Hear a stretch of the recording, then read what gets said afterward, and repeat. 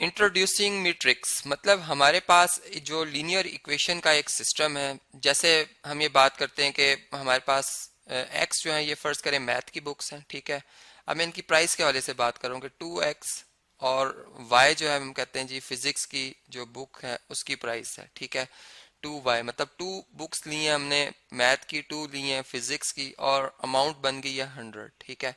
और इसी तरीके से अगर हम 3 लेते हैं फिजिक्स सॉरी मैथ की बुक्स और फिर लेते हैं 4 फिजिक्स की बुक, तो ये अमाउंट बन जाती है फर्ज करें 160, ठीक है। अब मैथ की बुक की प्राइस कितनी होगी और फिजिक्स की। अब इसको हमने सॉल्व करने के जो डिफरेंट मेथड्स पढ़े थे, जिनमें के हमारे पास जो है वो एलिमिनेशन मेथड है, कंपैरिजन मेथड है, सब्स्टिट्यूशन मेथड है, ठीक है। तो अब एक मैट्रिक्स का भी एक मेथड होता है कि हम इस जो हमारा प्रॉब्लम है उसको एक मैट्रिक्स फॉर्म में लिखें, मतलब इस तरह से एक मैट्रिक्स बना लें, ठीक है। ये देखें यहाँ पर, और इस साइड को भी मैट्रिक्स फॉर्म में मतलब एक मैट्रिक्स में लिख दें, ठीक है। और अब ये देखें आपके पास यहाँ पे जो इक्वालिटी है, अब ये बजाय 2 दफा लिखने के एक सिंगल टाइम लिखी जाएगी। यहाँ पर इसको हम रेस कर देते हैं, ठीक है, और ये हमारे पास बन जाएगा इक्वल का साइन। अब हम अपने इस प्रॉब्लम को मैट्रिक्स फॉर्म में लाए, लेकिन अभी इसको हम मोर ब्रेक कर सकते हैं। मजीद किस तरह से लिख सकते हैं कि हम एक कोफिशिएंट मैट्रिक्स बनाएं, मतलब उसमें हम जो वेरिएबल के कोफिशिएंट्स हैं उनको लिखें। जैसे ये 2 है, जैसे ये 2 है, ठीक है। मतलब एक्स वाले कोफिशिएंट्स मैंने एक लाइन में एक तरतीब जिसे हम वर्टिकल तरतीब कहते हैं, जिसे हम एक कॉलम कहते हैं, उसमें लिखा। और एक तरतीब है मेरे पास हॉरिजॉन्टल, उसमें मैंने डिफरेंट वेरिएबल लिखे हैं, ठीक है। मेरे पास 2 वेरिएबल हैं, तो इस तरह से ये 1 और 2 एलिमेंट आएंगे एक रो में। इस तरह दूसरी रो में 3 और 4 आ जाएगा। और इसके साथ एक और मैट्रिक्स बनाएंगे जिसमें पहला एलिमेंट लिखेंगे, चूंकि पहला जो टर्म है, पहली जो टर्म है उसमें 2 के साथ x मल्टीप्लाई हो रहा है, इसलिए यहाँ पर x लिखेंगे पॉजिटिव साइन के साथ और y भी पॉजिटिव साइन के साथ उसके बाद।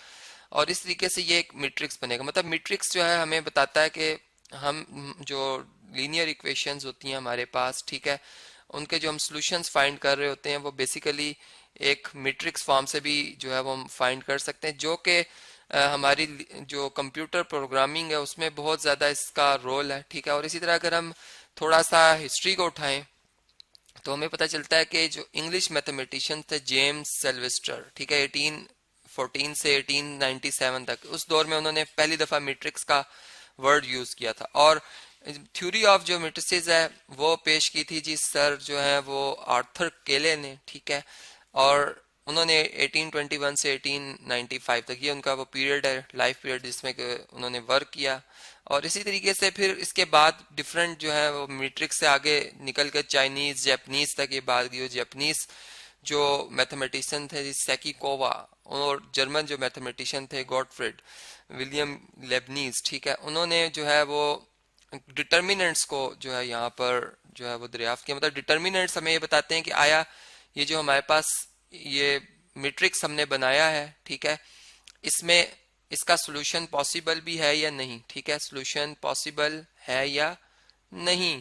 और उसके लिए हम डिटर्मिनेंट लेते हैं। डिटर्मिनेंट किस तरह से लेते हैं कि हम जो हमारा कोफिशिएंट मैट्रिक्स है, ठीक है, जिसमें 2, 2 और 3 और 4 आ रहा है, इनको हम डायगनली मल्टीप्लाई करते हैं। मतलब इस डायगनल को इससे, इसको इस डायगनल से मल्टीप्लाई करने का डिफरेंस लेते हैं। मतलब ये बनेगा 2 4 से 8 और 3 2 से 6। और ये अगर 0 आ जाएगा तो फिर मतलब यहाँ से हम ये बता सकते हैं कि ये सोल्यूशन नहीं है। लेकिन अब ये 0 नहीं आया, इसका मतलब सोल्यूशन है। मतलब इस तरीके से जो है ये एक पूरी हिस्ट्री बन रही है। तो हम एज अ होल ये कह सकते हैं कि जो मैट्रिक्स होता है हमारे पास, इसमें एलिमेंट्स को मतलब जो है इनक्लोज्ड किया जाता है स्क्वायर ब्रैकेट के अंदर, या इसको पैरेंथेसिस के अंदर भी इनक्लोज किया जा सकता है, मतलब इस तरह की ब्रैकेट भी हो सकती है। अब इसमें जो एंट्री हम लिखते हैं वो लिखते हैं जी, जैसे एक मैंने लिखा 2 3 5, मतलब एक लाइन में इनको रखा मैंने, ठीक है। और हॉरिजॉन्टल लाइन, इसको हम कहते हैं रो, जो कि इससे पिछले लेक्चर में इंट्रोड्यूसिंग जो हमने बनाया हुआ है मैट्रिक्स का, उसके ऊपर आप देख सकते हैं बाकायदा बातें बताई हुई हैं। यहाँ पर आएगा -3 5, मतलब जो भी 7 √2 0 1, ठीक है। अब इसी को हम ऐसे भी लिख सकते थे, इसी मैट्रिक्स को। तो ये आप देख सकते हैं कि ये हमारे पास रिप्रेजेंटेशन होगी और इसको किसी अल्फ़ाबेट से जाहिर किया जाएगा और उसको हम कैपिटल से जाहिर करेंगे, मतलब ये कैपिटल अल्फाबेट से जाहिर किया जाता है। और फिर दूसरी बात कि इसका जो ऑर्डर होता है उसका हमें कैसे पता चलता है कि जो रोज हैं उनकी तादाद पहले बताई जाती है, मतलब 3 रोज हैं और 1 2 3 कॉलम्स हैं। तो इस तरह से हम कहेंगे कि इस मैट्रिक्स में 3 रोज हैं और 3 कॉलम्स हैं, तो इसका ऑर्डर 3 by 3 बन जाएगा, या सिंपल इसको 3 by 3 सा भी लिख सकते हैं हम।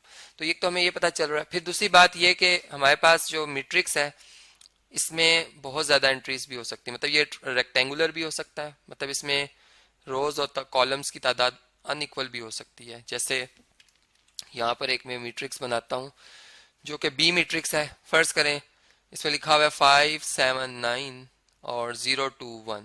तो अब ये एक रेक्टेंगुलर मैट्रिक्स है, स्क्वायर होगा तो इसमें रोज और कॉलम बराबर बराबर होंगे जैसे ऊपर मैंने बताया, ठीक है।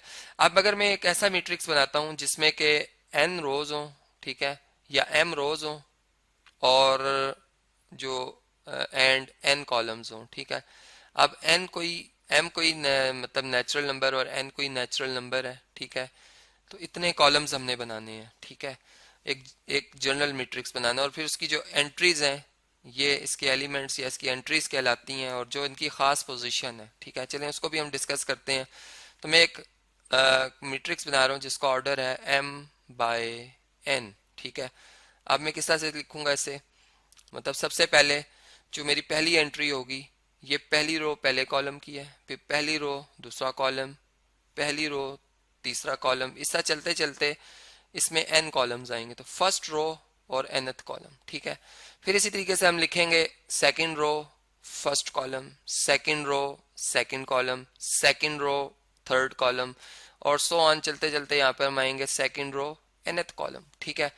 फिर इसी तरह अगर हम यहाँ से सो ऑन चलते रहें चलते रहें चलते रहें, मतलब रोज के हवाले से जैसे मैं कॉलम्स में चलता रहा हूँ तो मैं nth कॉलम में आ गया, मैं चलते चलते mth रो में आ गया हूँ, तो ये m रो फर्स्ट कॉलम आ जाएगा, m row second column, m row और थर्ड कॉलम, तो और इसी तरह चलते चलते यहाँ पे हम आएंगे तो m रो होगी और nth कॉलम होगा। तो इस तरह से ये एंट्री इनकी पोजीशन हमें यहाँ पर नजर आ रही है कि एक मैट्रिक्स में जो m रोज और n कॉलम होंगे तो किस तरह से लिखा हुआ होगा। और फिर इसकी एंट्रीज अगर हमें बतानी हो, जैसे ये 1 है तो अभी ये सेकंड रो में और थर्ड कॉलम में, तो हम यूँ लिखेंगे 8 2 3, या इसके एलिमेंट को अगर हम b से जाहिर करें तो b2 3 जो होगा सेकंड रो और थर्ड कॉलम की एंट्री जो है वो हमारे पास क्या है जी 1 है, ठीक है।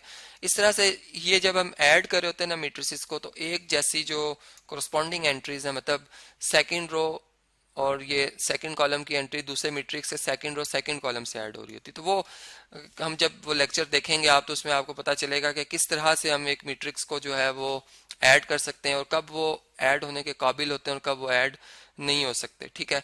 अब इसमें ये बात याद रहे कि जो ये एंट्री है जिसमें रो और कॉलम नंबर एक जैसा होता है, मतलब जैसे A22 A33 है ना, AMN, ठीक है। मतलब फर्ज करें ये एक स्क्वायर मैट्रिक्स है, ठीक है। मैं फर्ज ये कर रहा हूँ कि m और n जो आपस में क्या है बराबर है, तो ये एक स्क्वायर मैट्रिक्स है।